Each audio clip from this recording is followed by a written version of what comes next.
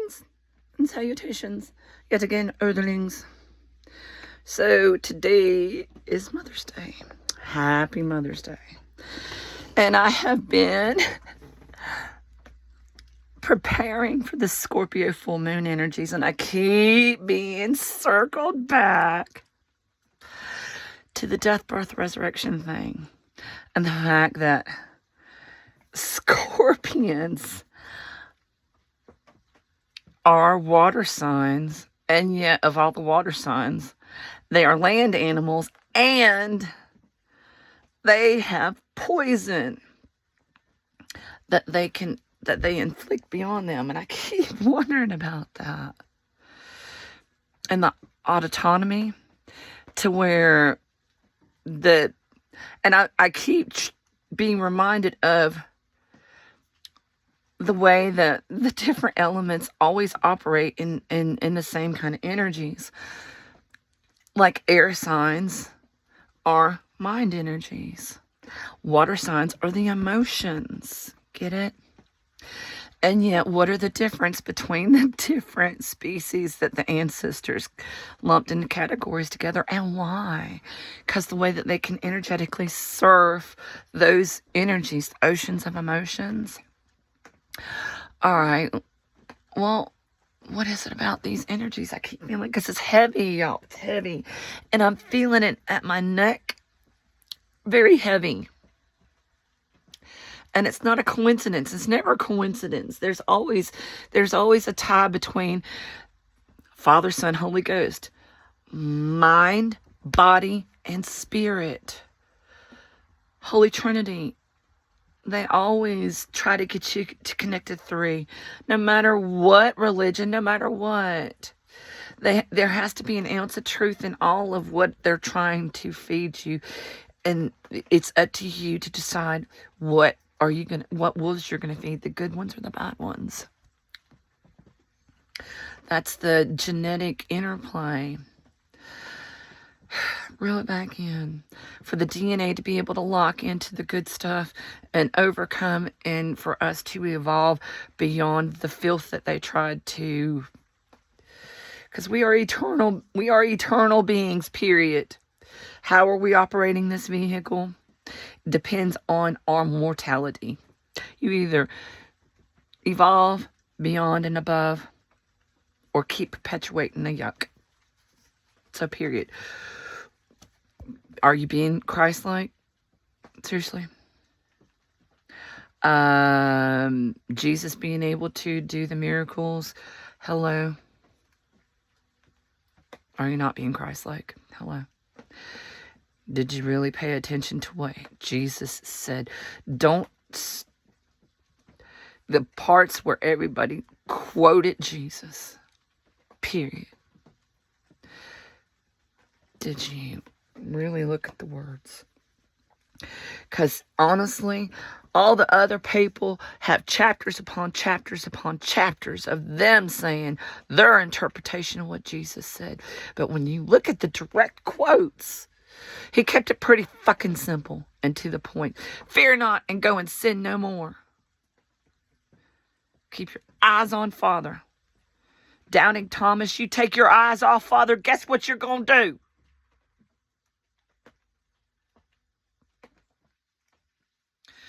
Why do you think that was one of my first memories? My childhood memories, the ones that I remember were the ones that Father bookmarked for reasons. And one of them was that when I was with another family member, friends, mom, they took me with their family to the beach, and I went out wave jumping with their 13-year-old daughter. Well, she got knocked down by a wave, and it was pretty rough out there. But I always swam like a fish. I was swimming, my daddy, with me and my daughter. There was something about his energies and us that he knew energetically. My dad was amazing, y'all. Yeah, very. That's why he was Sergeant Major. And a recruiter. It was one of his, he was recruiting up in York, Pennsylvania, and things like that. when I was born. And he was called Wild Man. That was his code name in Vietnam, Wild Man. And he cleared the roads. It's the only thing he ever told me about Vietnam. I asked him one time, I said, Daddy, what does that mean, you cleared the roads? And he looked at me with that hard, and he said, Michelle, I cleared the roads. And I was like, ooh, oh, okay, Daddy.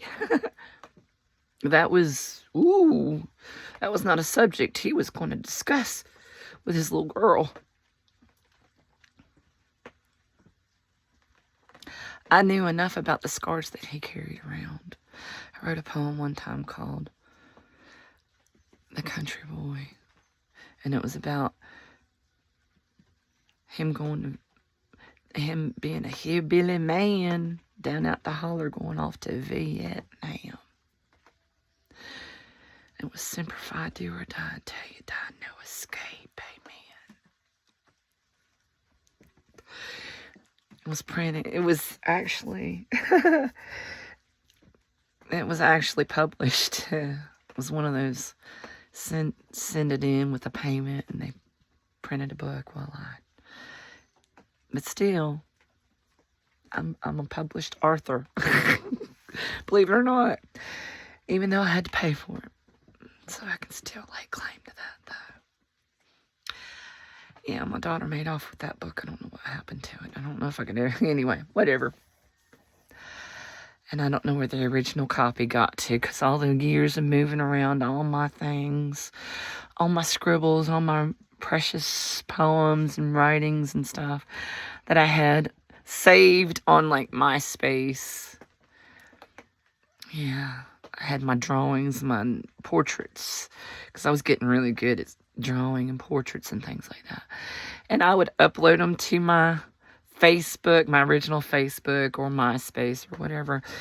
And one by one, all of those spitefully, maliciously got taken down and deleted because of other people being shitty with their deflections and projections and nastiness. I ain't bothering nobody, just trying to stay to myself and love me while tuning into my creativity. And boy, does that tend to piss people off. Ain't that sad? So yeah, and that's the stuff that I'm talking about with Scorpios. And I keep wondering, Father, how is it that... Because I'm not even kidding, y'all. I will not lie. In my lifetime, I've seen the good and bad versions of every freaking sign, and the ones that I have the hardest time finding any good at all to, as me personally, are Scorpions, even though I've had Scorpions very close to me. Just like Libras, I've been surrounded by Scorpio and Libra and Leos. And I find it, and it always chat my ass that I'm a Leo rising, because I had the hardest time getting along with freaking Leos, because that ego, and then look at me. Yeah, I'm looking at you. You're being a fucking idiot. Go sit the fuck down and sort yourself out with your desperate need for attention. You're being stupid. And I'm sorry, but I'm serious. Because a lot of times that I've had in the workplace, it's usually Leos coming for me. Even though I'm trying to be quiet and just keep my head down and do my job, I guess there's something about my energy, even though I'm not looking for approval. There's something about my energy that they found challenging And I ain't trying to compete. Fuck off. And so, but anyway, all right, Scorpios. So yeah, the bad parts of Scorpios is all I have been witness to in my life.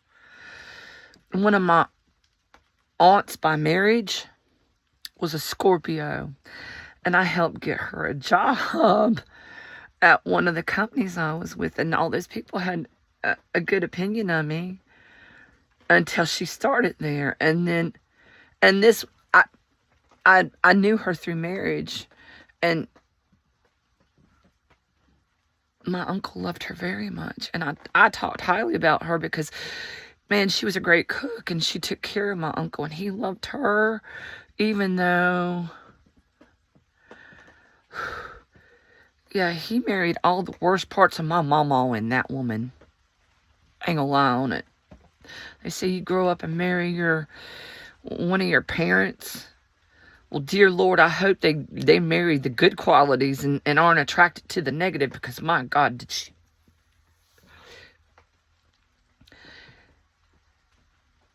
All of a sudden, these people they started treating me different and looking at me different, and would get over there and whisper because after a couple months, they consolidated the offices into 3 separate branches, or 2 separate branches into one. Kind of met in a middle location and combined the 2 so it'd be easier for the clients. And I had to work side by side with her. And all of a sudden, every filing mistake was suddenly, I did. Really? All of a sudden, I'm the scapegoat. Holy crap! Yeah, the Scorpions projecting and deflecting when they will not. And I kept seeing all my life, and I'm not trying to be nasty. I'm just telling my story from my perspective and how I witnessed. And Scorpions is one of the ones I kept praying, Father, I can't understand. You say that there's good qualities, and I keep looking for them, and I keep feeling glimpses of them. But honestly, the backlash, the poison that they deflect and project when they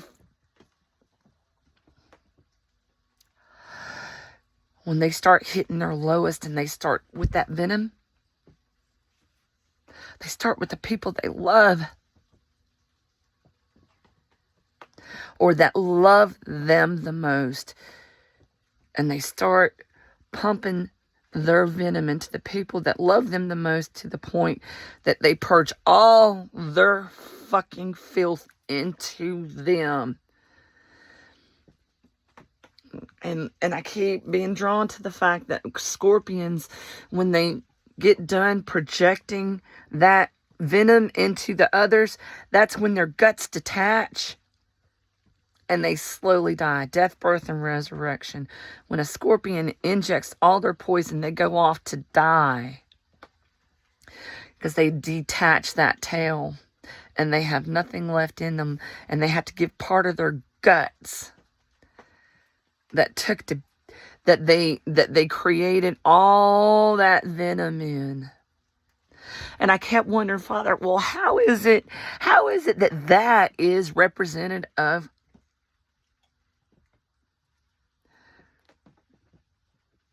death, birth, resurrection? And it finally dawned on me today that those Scorpions that can master and control how they, I need to clean my nails, how they project that venom,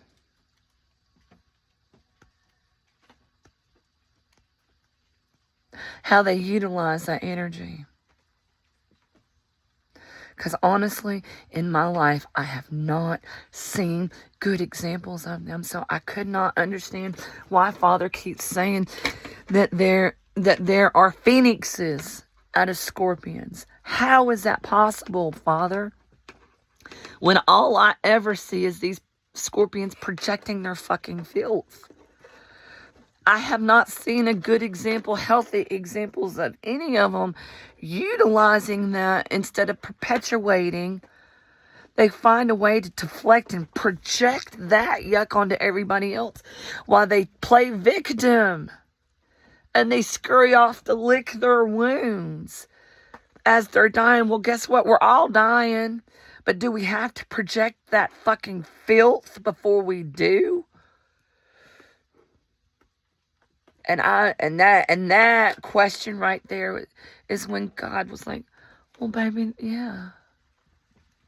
That's why it's hard for you to see good examples of Scorpios, because there's very few that get to that phoenix part that can hold on to that poison and keep it under guard and lock and key, and that are taking and creating art with it and creating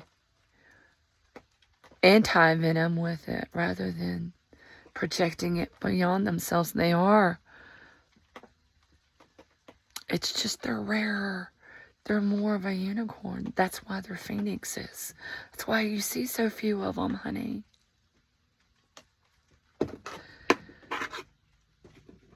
So yeah.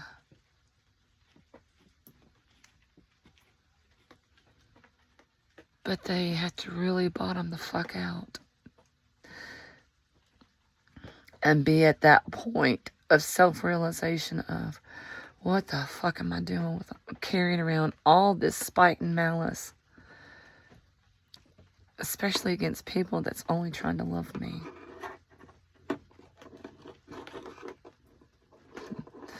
Do they see it? I have yet to meet any that truly do. And honestly, you know what my aunt died of? She had she had intestinal issues. They kept having to cut away parts of her intestines. Ain't that funny? A Scorpio.